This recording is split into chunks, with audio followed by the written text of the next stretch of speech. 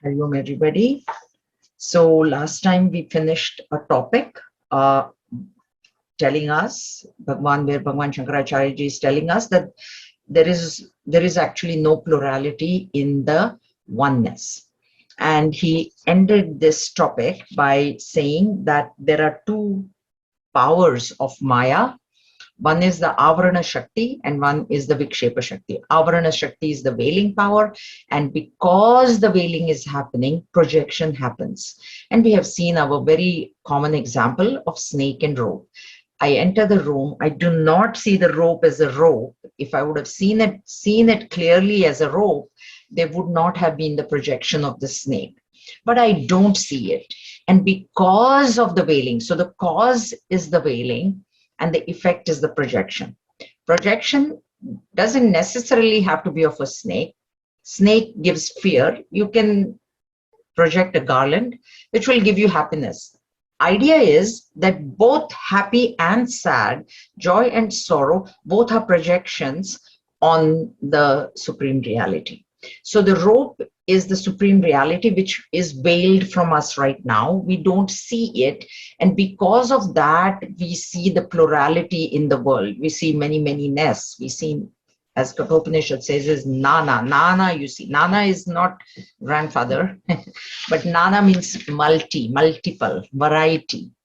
The reason that we see this plurality, this variety, manyness in the world is because we have the one substratum has been veiled. Okay, so that is where this topic had ended, and now Bhagwan is going to go into the cause and effect, and then understand that they are both false. Etat tritayam drishtam samyak rajju swarupa vijnanat tasmad vastu satatvam jnatavyam bandha muktaye vidusha. These three are observed in the rope when its true nature is fully apprehended. Hence, the wise man should know the true nature of things in order to break his bonds. What are the three things? Of course, next one he's going to explain as well. But what are the three? Etat tritayam, three things. Drishtam, seen. One, samyak rajju swarupa vijnanat. So once the rope is seen, first the rope is veiled. First the veiling has happened, then the projection happens. The rope is veiled, I see the snake, then somebody else walks into the room, turns the light on, says that, hey, look, it is only a rope, do not be afraid. So the three things that are happening here is, first of all, the veiling is happening. The second thing happening is projection. First, veiling, I've told you, unless veiling happens, projection can never happen. So veiling happens in like where there is not enough light, or there is not complete darkness. See, if you walk into the room and there is complete darkness, so you don't see the rope at all. So why would you project? There may be a real snake also in the corner, but you wouldn't know. So you're not afraid of it. You're not afraid of anything. You don't see the rope. Okay. If you walk into the room and there is bright light, you will see the rope as a rope. So then where is the question of projection? There is no way. But when the light is dim, it is neither completely dark nor completely lit up, then this veiling happens.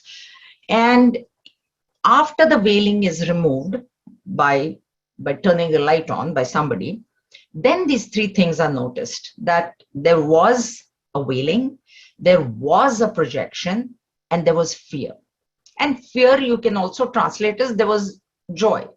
If you think it's a garland, then okay, fine, no problem, joy. But all three things, so there is the cause, which is the veiling, the effect is the projection, and then the fear, and then you come to know that there was no veiling. So that was rope, which there was absolutely no, the veiling was false. The projection, the snake, was there a snake? That was also false. Afterwards, see, it is not like there was a snake and it disappeared when the light turned on. There never was a snake. You just thought there was a snake. And so when the snake disappears from your vision, you come to know that it was false to begin with. It was false from the beginning only. It was never there. Okay? And then the fear, then obviously the fear is going to go away. So you're going to come to know that, okay, the fear was also false. If the snake was also not there, then whatever that I felt has to be false, na? I thought it was all real.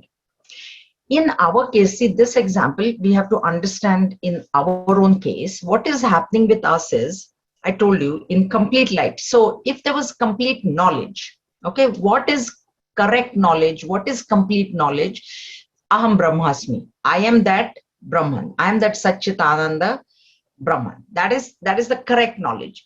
If that knowledge were to be there, like realized persons, why would I project the world? I know that I am that substratum and I am the substratum of the world. There's no question of projecting. Okay. Then on the other hand, if there was complete darkness.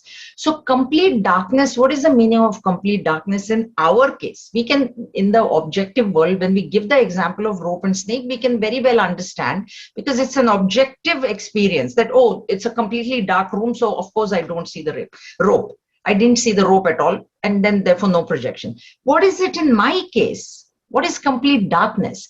Complete darkness or complete ignorance would be if I would say, I do not exist. If I ask any one of you, do you exist?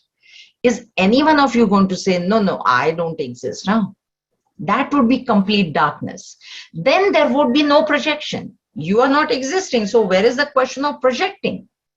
But in our case, the twilight, that not complete light, not complete darkness. So there is not that complete knowledge that I am Satchitananda. And I never say that I'm not existing. I know that I'm existing. That because of that, what is happening is my understanding of myself, it becomes because the reality is veiled, it becomes I am the body. That is the understanding that comes in our case. In case of rope and snake, there is the rope. I don't see the rope. I project a snake. In our case, I am Satchitananda Brahma, but I don't see that Satchitananda Brahma, but I know that I'm existing. Can anyone say that I don't know if I'm existing? I'm just doing things. So I know that I'm existing, but because of that veiling, the projection, what is the projection? What is the result? What is the effect? I am body. That is the effect. So that's why when most of us, we think, oh, I means, yeah, body or mind. Those who are intellectuals, they oh, no, body, no, but I'm intelligent. I'm the intellect. So this BMI, that is what that projection is. The veiling is of Atma or Brahman, and the projection is I am BMI. That is the effect. Okay? All right. Now, the next two verses are, now why is this happening? The question is, why is it that when actually it is a rope, I'm seeing it as a snake, actually I'm a Satchitananda Brahma, but I see myself as the body, mind and intellect. So why is this happening? How is this happening? There is a thing called Anonya Adhyasa, mutual superimposition. So that is what now is being explained. Ayog niyoga divasat samanvayat matra dirupena vrijrumbate dihi tatkaryametad vitayam yato mrisha drishtam brahmaswapnamatno ratheshu tato vikara prakruteraham mukha dehavasana vishayascha sarve kshanenyatha bhavitaya yamisham asatvamatma tu kadapi nanyatha. Just as a piece of iron through contact with fire manifests as fire, the intellect manifests itself as the knower and the known through the immanence of Brahman. these two, the effects of the intellect, are observed to be unreal as in delusion, dream, and imagination, so too the modifications of Prakriti from the ego down to the gross body and all the sense objects are also unreal. Their unreality is indeed due to their being subject to change every moment, and the Atma never changes. Okay, so that's what I'm going to explain, Aditya. That's what the verse is explaining. I'm just reading it from the book, the explanation, okay? Oh, I thought you said something after, just as iron manifests after contact. Yeah. That's the translation, literal translation of the two verses from the book. That's why you need the book. Okay. I've just read from the book. Now, okay. So let's see first this iron piece. A piece of iron, or we also have the example of a iron ball, right? Whatever, it doesn't matter. So there is an iron ball, and the iron ball by itself, is it hot or cold? Cold, right? And it is black by itself. It's black and cold. Now you put that iron ball in a flame, fire. Now what is happening is, when you remove the ball, when it has been there for a while, and then you remove the ball, now the ball is hot, isn't it? That iron is heated up. And it also might be appearing as red. Okay, correct? Simple. Is that clear, Aditya? Okay. So the thing, what is happening now? What phenomena has happened here? The iron ball, which is originally cold, has now become hot. Okay, and it is appearing red. So the iron ball, which had no heat, fire has given heat to it. So fire is giving something to the iron ball, and the iron ball in return gives something to the fire as well. And that is the shape. So now this iron ball is appearing red and hot. So it is as though the flame has taken a shape. The fire has taken a shape, has assumed a shape. Is that real? Does fire really have any shape? No. No, it doesn't. Does the iron ball have any heat? No. On its own, doesn't have any heat. Now the iron ball has gotten heat from the fire, and the fire has gotten the shape from the iron ball. And this is what is called as mutual superimposition. It's a superimposition, because if you leave that iron ball like that for a while, it will go back to its natural state of being cool. It will also turn black again. Not that it ever permanently turned red. It appeared red. It appeared hot. But when you withdraw that heat, when you withdraw that fire from the iron ball, that ball will become black and it will become cold in a while. Even simpler example I will give you, water. Is water hot or cold in its natural state? Natural state. No, not that we turn the hot water tap on and then no, water is hot, not like that. Water in its natural state is cool. Now you take a pot of water and you put it on the range. After a while, that water is now boiling and it's extremely hot. And if I put my finger in it, my finger is even going to get burnt. Okay. Now what happened in this case? Of course, only the water has become very hot. But if the water starts saying that I am the one that burnt the finger, is it really real? Okay, it's not really real. The water was capable of burning the finger, became capable of burning the finger because of the heat in it that was given to it by fire. But now water is taking full responsibility, full credibility for burning the finger. Is this example understood correctly? Or if you go to the iron ball, now I go touch that iron ball and the iron ball says, see, I am the one that burnt you. Could that iron ball have burnt me if it had not been in the vicinity of the fire?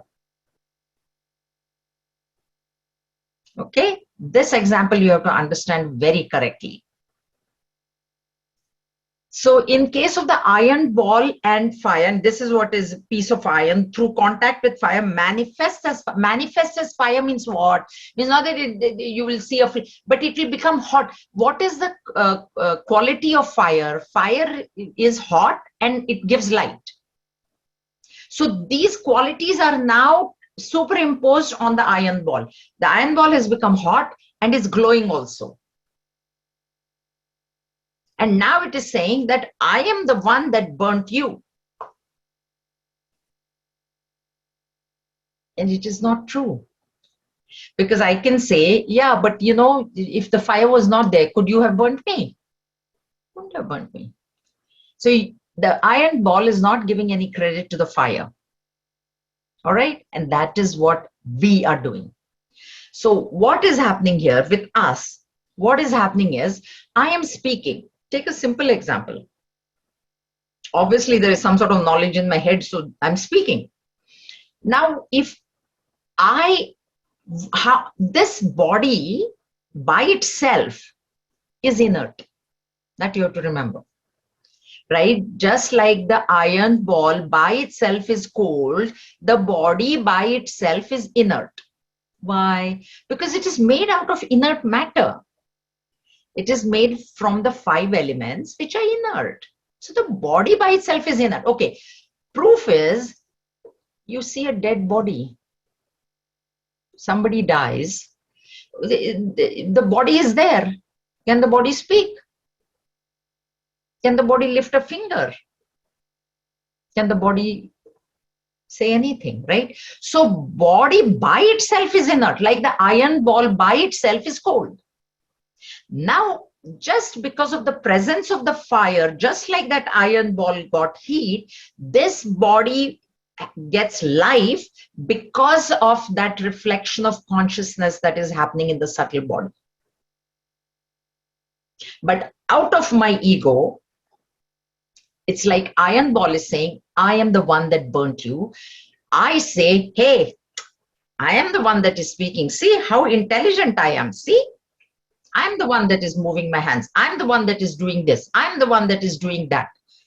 The question is, without the presence of the supreme consciousness within you, could you have done anything? That is the question that needs to be asked. What is happening is that supreme reality, which is present in all of us, is veiled. Because of that, I have projected that I am the body. Now the body is speaking. So I'm like, I'm speaking. I'm moving, I'm running, I'm walking, I'm driving. The question that needs to be asked, just like we asked the iron ball, could you have burnt me without the presence of the fire near you? Same question we need to ask ourselves over and over again. Could I have even opened my mouth? Could I have even lifted a finger if that supreme reality was not within me? That question has to come all the time, especially when we do good. When we do good and we say, I got a first class. I got a promotion. I did this. That acknowledgement has to be there. That will bring humility. That will reduce the ego. That's why in that bhajan, main nar, tum Narayan ho. What is the difference between you and me, O Bhagwan? It is only a matter of ego. I have ego, you don't have ego. And that is what this thing, these two, the effects of the intellect. So what is intellect or body, you can say? This speaking can it be really real? It means it is changing. This body is changing. Intellect is changing. But the presence of Atman, which is in there, in the body, that is changeless. The substratum is changeless. It can never change. If we were to take our simple example of electricity and appliances, if the appliance starts saying, you know what, I'm the one that cooked your food. Yeah, really? Let me unplug you. Then let me see how you can cook my food. The acknowledgement has to be to electricity, because without electricity, I could not have cooked your food. But now the range is saying, you know, it's me. It's me. So are observed to be unreal, as in delusion, dream, and three words are given. Delusion is wrong thinking. Okay. Why am I saying that I am the one that is speaking? Why is the iron ball saying that I am the one that is burning you, or I have burnt you? Why is this happening? Out of delusion. Three reasons. So delusion is wrong thinking, and wrong thinking is because of the veiling. Because the supreme reality is veiled from us, we think that we are the body, and then of course the body is doing things, etc., etc. The intellect is doing whatever. Intellect is, because of the intellect we can speak or whatever we do. Dream is, in dream, once you wake up, while dreaming, the dream is always extremely real to us. Think about it. All of you would have had dream. While dreaming, do you think that, oh, this is false, or do you think that's why we get scared? We get happy also. Sometimes we'll get a good dream, we feel happy also, we feel sorrowful also, because at that time it is very real. Just like when I'm acting, I feel it is very real. I'm speaking. Acting means I'm speaking, I'm seeing, I'm traveling, I'm running, I'm walking, whatever activities that I'm doing in my waking state, I feel they're all very real. They are real, but they are not really real. Like I told you, really real is that which does not change in the 3 periods of time. So whatever I act, whatever I speak, whatever I do is going to change. If my speaking is absolutely really real, then even after this class is over, the speaking should continue. But it doesn't. It wasn't there before the class started. I was sitting quietly. Now I'm speaking, and after the class is over, I'm not going to speak again. And therefore it is not real. Okay, dream is like that, because while dreaming it is real, but after you wake up it is not real. And imagination is a projection of the mind. Imagination is in the future. So whatever that I imagine, this might happen, that might happen, now what will happen, world war will happen, now some people are thinking if China gets into the war, third world war, all that is imagination, because it hasn't happened yet. It may happen, but it hasn't happened yet. So until it happens, it is imagination.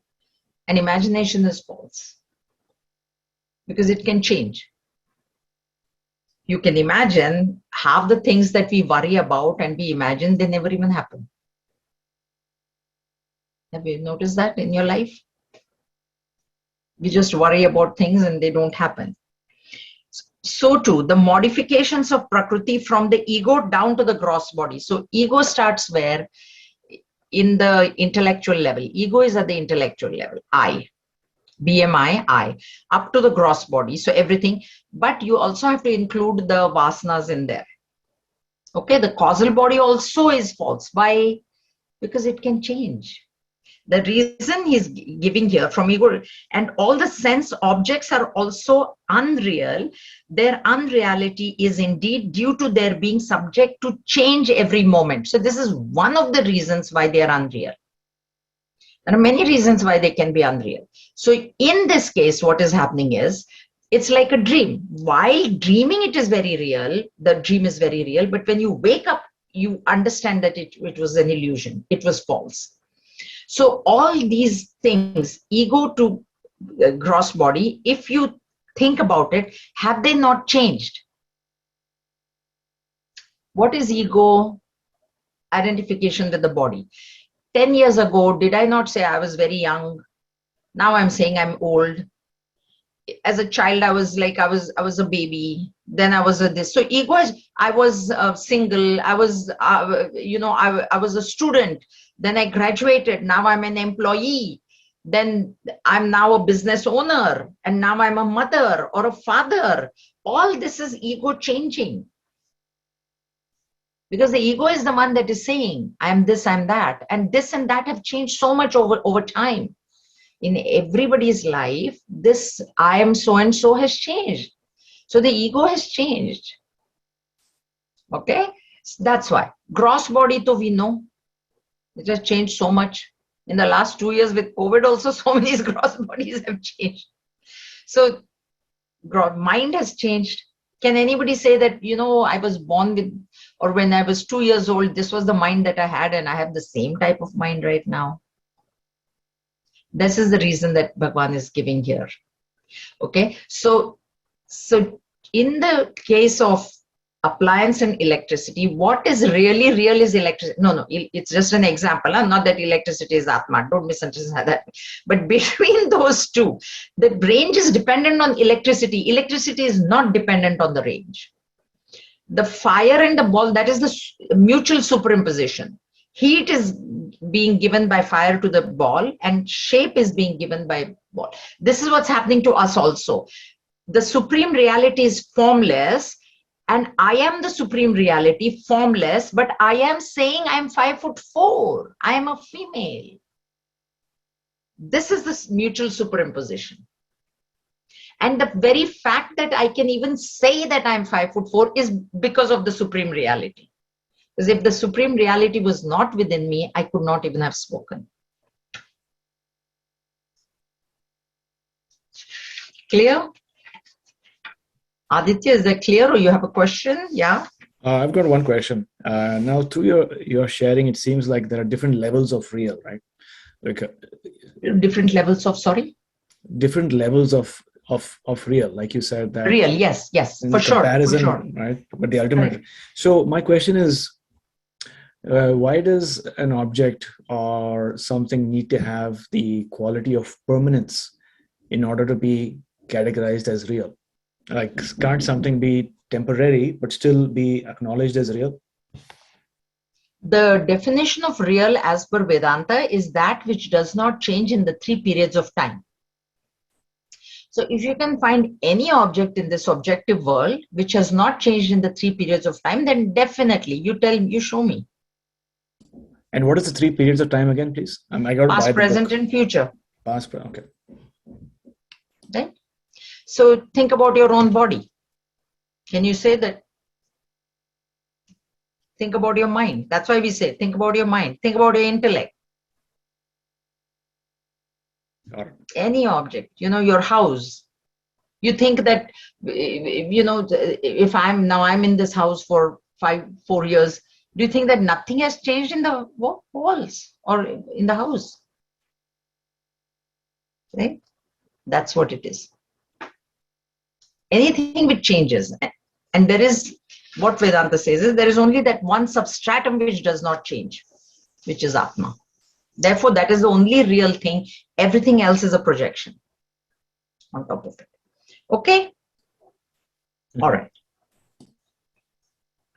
Nityadvaya-khanda-chideka-rupah buddhyadi-sakshi sadasad-vilakshanaha aham pada-pratyaya-lakshitartah pratyak-sadananda-ghana-paratma. Excuse me. Eternal, non-dual, unbroken knowledge of one form, the witness of the intellect, etc., neither gross nor subtle, indicated by the term I, the embodiment of subjective eternal bliss, is the nature of the Supreme Self. So this is a definition of Atman that has been given. We have to understand, and senior students will understand, that Brahman actually is beyond words. Okay, you cannot explain Brahman by words, but our intellect is limited because our intellect can only understand through the medium of words. That's number one. The second thing is that in the six means of knowledge, for this Atman or spiritual knowledge to be understood, word, Shabda Pramana, words, the means of knowledge has to be only words, because Brahman or Atman cannot be directly perceived. See, the means of knowledge for getting knowledge in the objective world is our five senses of perception: eyes, ears, nose, tongue, and skin. So through this, we get information about the world, and we do need these five faculties to understand a particular object. If there is a flower, then color and form the eyes have to see. The fragrance, the nose has to feel. Touch, the petals, are they soft? What are they? How are they? All these things, anything in the objective world, we need the organs of perception.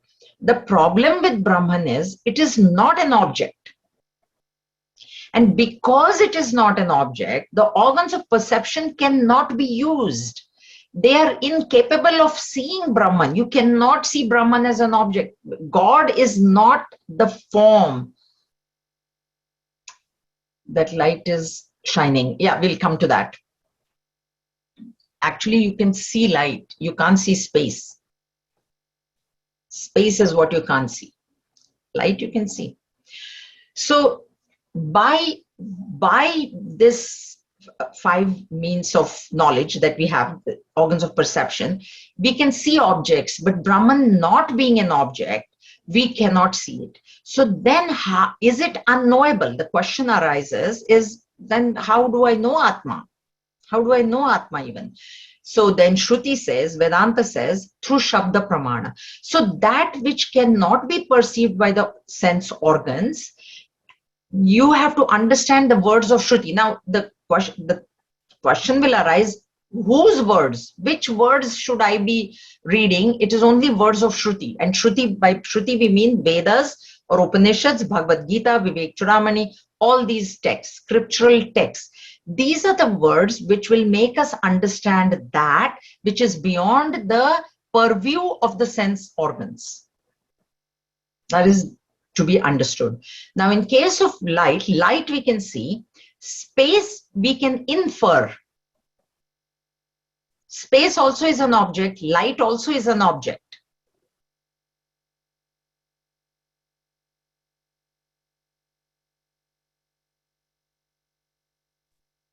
Space, the absence of object? Is that how we... Sorry? Space, the absence of object, that's how we perceive space? No, we infer space. If space is inferred by the fact that something is being held there. So if I move my hand, because of the movement of the hand, you know that there is space between me and the computer. So to infer space, you need, it's like, okay, show me space. Somebody says, show me space. How do you show space? So what you do is you do this and you say, you know, what you see in between is space. Okay. And then you release your fingers. That person knows what space is. Space is an object. Space can be inferred. Space is that in which air is held. Where is air held? Where is water held? So you know that there is space. You just infer it. Huh? You can't see space. That's why in pitch dark, you don't know. You don't. So what you do in a pitch dark room, you extend your hand, or a blind person, that's what they do. They'll put their cane forward and they feel, oh, there is nothing there. There is no hole, pit or whatever. And then they move forward. So space is inferred. All the everything else other than Atma is object. Body you see. So body is an object. Mind, your own mind, you know, that is an object. Okay. So now, even though it is, because it is not perceived by the senses, we need some words to describe Brahman. And these are the words that are being used. So Nitya is eternal. Eternal is that which is beyond time. That's why we said what is really real is which is the same in the three periods of time. Whatever is in the purview of time is anitya, means it begins in time, it will end in time. Example is our body. Because the body is born, it will die at one day. So it has a beginning, it will have an end. The beginning is in time, the end also will be in time. So if you want to achieve that immortality, which you really are, therefore Atma is never born. It is birthless. And that is why Gurudev also said, do you really have memory of your own birth? If you think about it, we actually, only mother told us, I am your mother, but really, is she our mother? Then mother said, this is your father. So we said, okay, you are saying, really, do I know that she is my mother? Think. That is the reason. The reason is you are that immortal, birthless Atma. You were never born. What was born is the body. Then the mother has said, you are my child. So I say, okay, this is my mother. You yourself, do you have? And will you have memory of death either? You will not have memory of death. You will not have. Because you're not going to die. You're never going to die. Body is going to die. There is no ifs and buts about it. Body is going to die. So Nitya, Advaya, non-dual. There is nothing other than Atma. That's why we need to understand that this world is being supported by Atma. The appliances, if we go back, the appliances are nothing without electricity. This body is nothing without the presence of pure consciousness.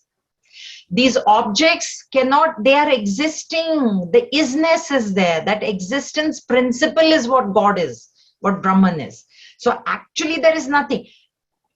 You look at any object, it is that's why we have, see, there was this one foreigner who had gone to Sandipani, our ashram in Bombay, and he looked out the window and he asked, this is real, this is not a story, this has really happened in Sandipani.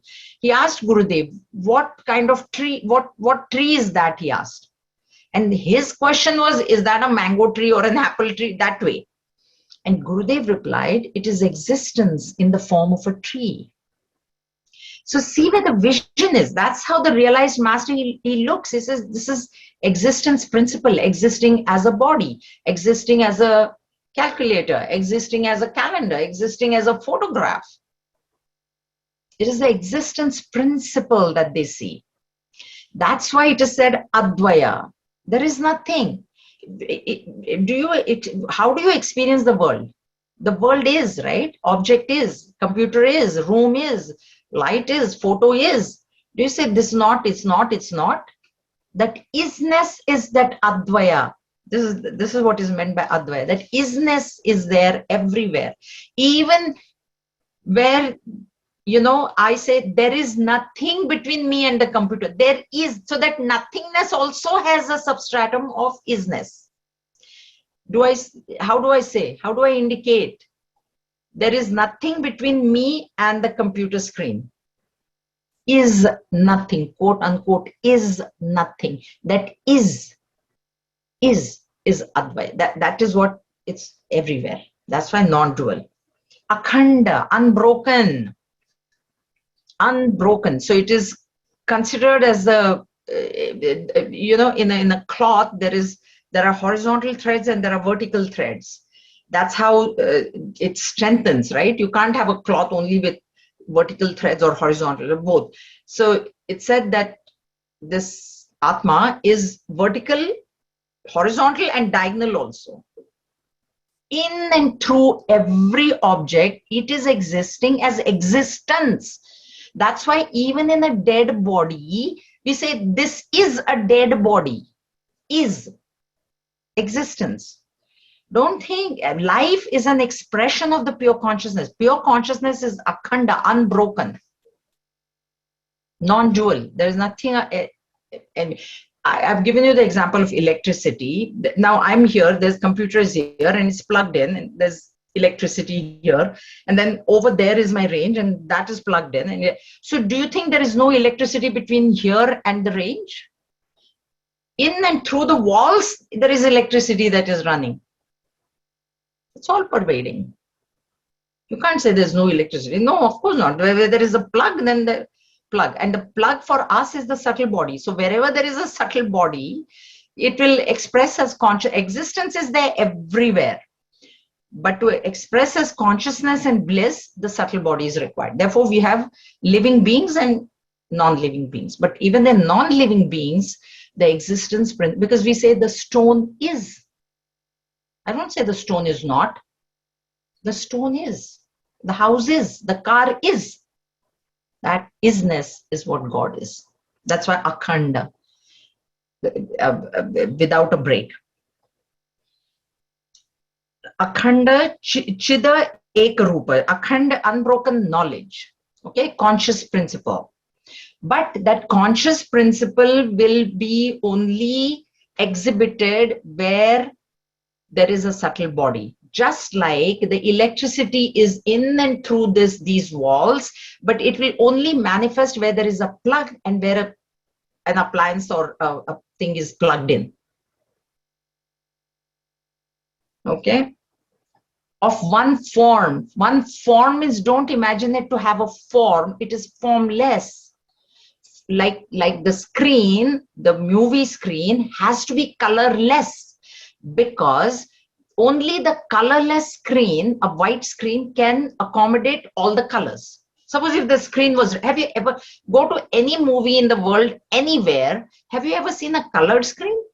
Oh no, in there's a red. Even planetarium, you go and, in the ceiling is white. You see all that, if you've been to the planetarium, you'll kind of lie flat and you look at the ceiling and you see all the stars and whatnot. The ceiling is white. That way, Brahman has to be formless. Otherwise, it cannot accommodate a form. So if you say Brahman is square, then you've limited it. It's a square. So it cannot have a form. It does not have a form. It is a principle. It is a principle of existence. It is a principle of consciousness. It is a principle of bliss. Ekrupa. Buddhyadi sakshi. Okay, so here this word sakshi is to be understood. Sakshi is witness. Sakshat ikshate iti sakshi, that which is directly perceived. Now, in case of Atma, what is Atma? Atma is individualized God, you can call it. So Atma, this Atma within every body is a witness of the thoughts. Buddhi is intellect, mind, which is the abode of thoughts.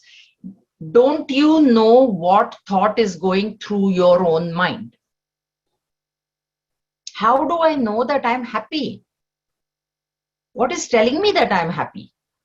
What is telling me that I'm sad? What is telling me that I'm depressed?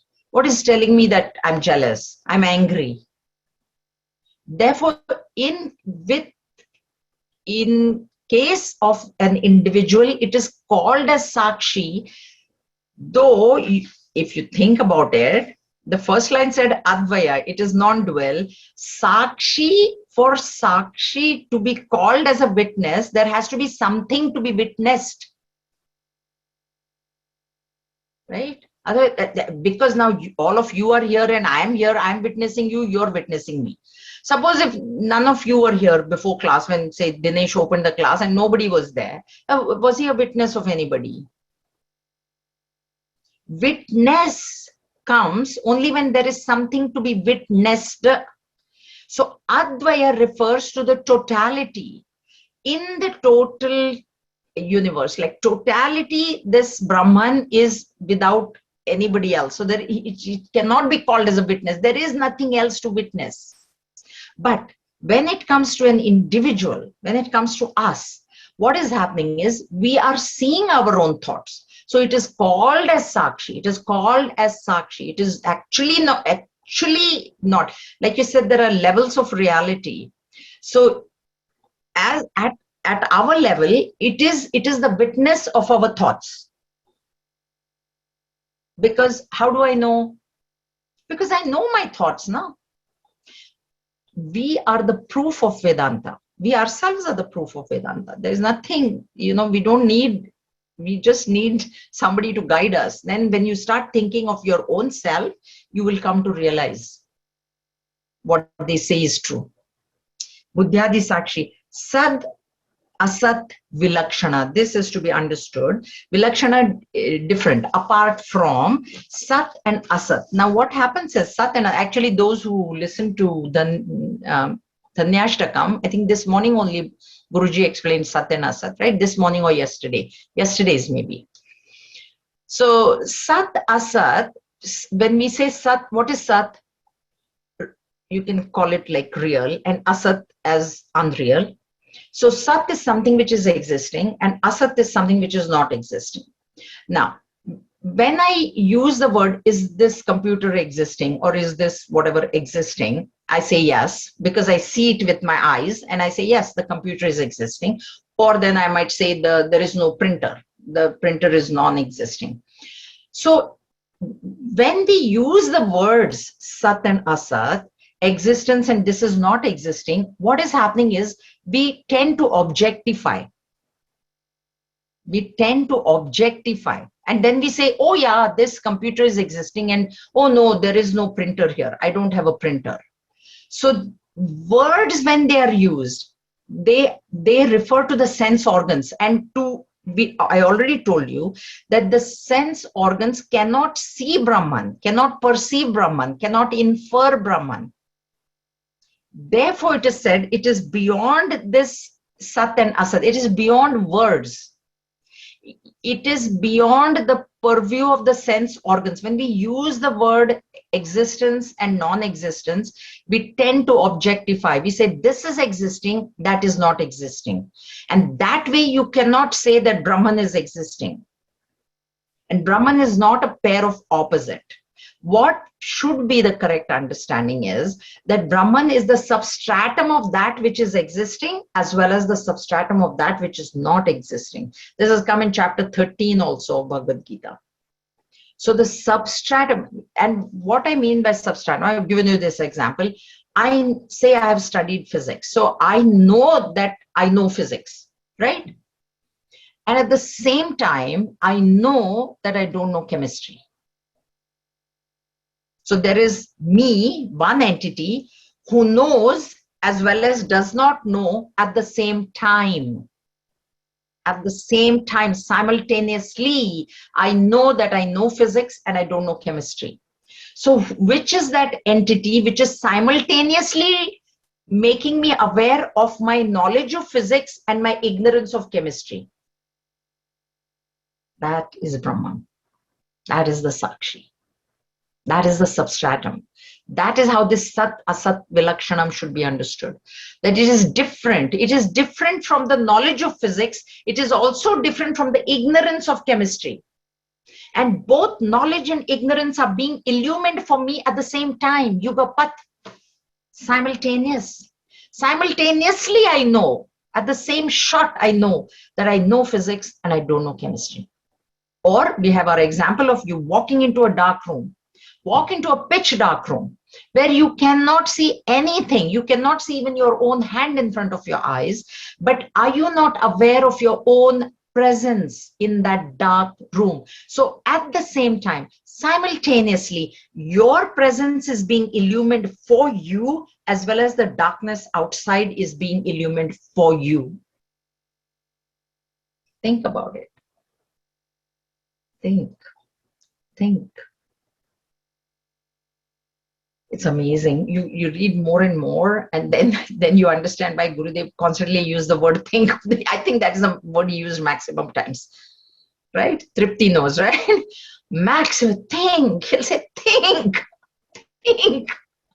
That's what I'm telling you. You just think about yourself. Unfortunately, our mind is only thinking of other people. What that one did, he didn't do this, she didn't do this, I did this, and we forget. And Guruji put it very beautifully. First time I heard, he said, when your mind is going that much extroverted, you're going away from yourself. which is very true. The sense organs they're extroverted. They're cursed to be extroverted. So when the mind runs with the sense organs outside, you are going away from yourself. You need to remain connected and very beautiful in the plane. Everyone like Wi-Fi. I need Wi-Fi. Why? Why do you need Wi-Fi in the plane? Oh, I have to be connected with my office. I have to be connected with my this. You always want to remain connected with somebody, but you have lost connection with your own self because of the sense organs running outside. Okay, Sad Asat Vilakshanam is a very, very important. The same thing has come in Dhanyashtakam, same thing has come in chapter 13. So, Aham Pada Pratyaya Lakshitartha. So, Lakshitartha indicated by this supreme reality is indicated by this Aham. This Aham word is very important. Ham is killing, death, destroying, and when you put the prefix aham, that which can never be destroyed.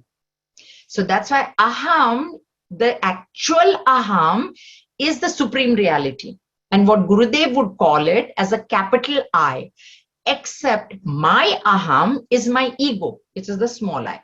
So I go on saying I'm 5'4", I'm female, I'm very compassionate, I'm very emotional, I'm very intelligent, I'm very dull.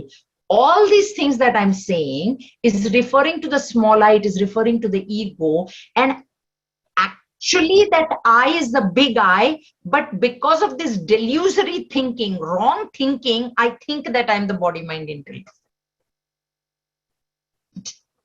It is actually the rope, but because of projection, I think it is the snake or garland.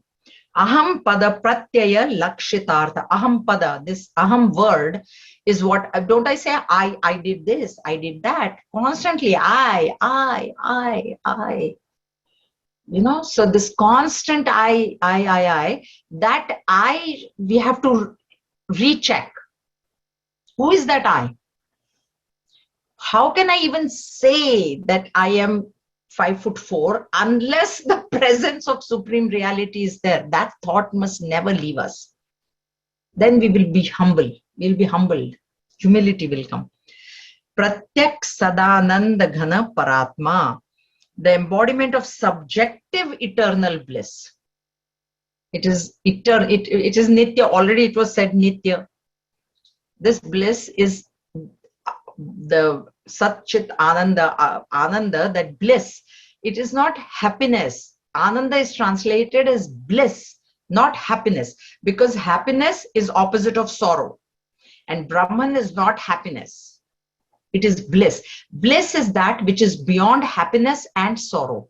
Bliss is that which, whether outside happy thing is happening or sorrowful thing is happening, I remain happy. I remain unchanged. Happiness is when something happy is happening and then I'm happy. And sorrow is something which I don't like, something is happening, then I'm sorrowful. But bliss is that state of mind, if I were to call it, it's actually not a state, but it is a state which is unaffected by whatever is happening outside. Okay, Pratyak Sadananda Ghana Paratma. Paratma, it is the Supara Atma, Para Supreme.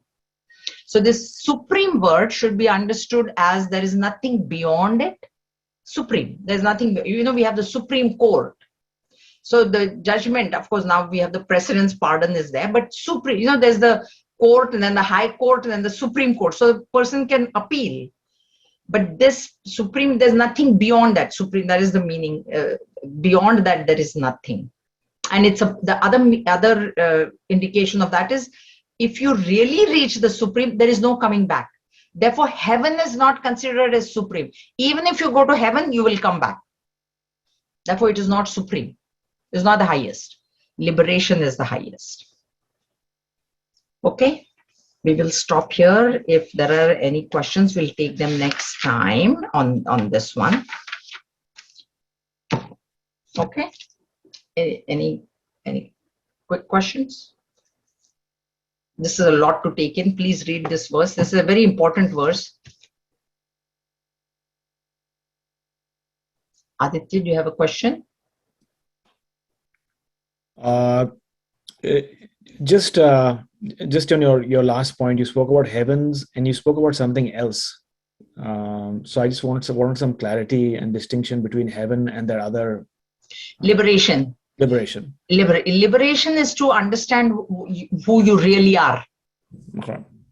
Okay, and what you really are is that Satchitananda principle. Okay. Heaven is a place.